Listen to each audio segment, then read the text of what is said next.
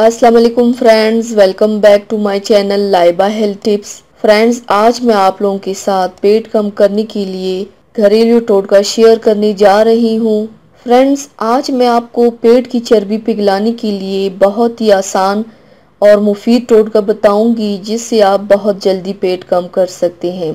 तो चलिए शुरू करते हैं, पर इसके पहले प्लीज़ मेरे चैनल को सब्सक्राइब कर लीजिए और बेल आइकन को दबाइए एवरी लेटेस्ट ब्यूटी अपडेट को सबसे पहले पाने के लिए। इसके लिए आप लोगों को चाहिए, सबसे पहले बर्तन में 6 गिलास पानी डालें, 1 चम्मच बारीक कटी हुई अदरक डालें, 1 नींबू काट कर डाल दें और थोड़ा सा पुदीना डालें।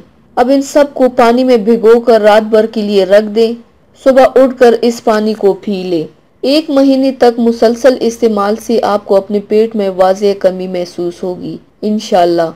तो व्यूवर्स, थैंक्स फॉर वॉचिंग। मेरी वीडियो को लाइक और शेयर ज़रूर कीजिएगा।